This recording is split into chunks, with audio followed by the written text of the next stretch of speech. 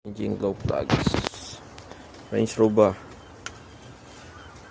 We just put this one here. Take it out there. As you can see,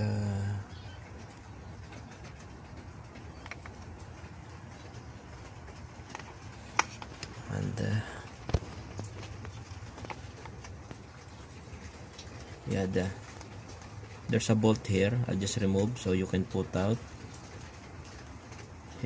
Here's the glow plugs. There's a bolt at the top on the manifold, and then this one is insert inside down like this.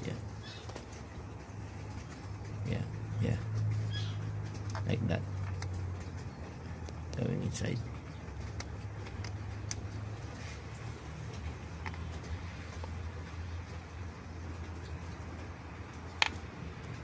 Yeah, like that. There's the glow plugs. You need to put your hand here under the manifold. Take a bit long 10 mm to remove it.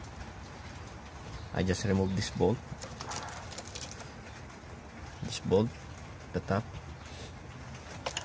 so that you can remove the the supply on the glow plugs. Yeah, that's right.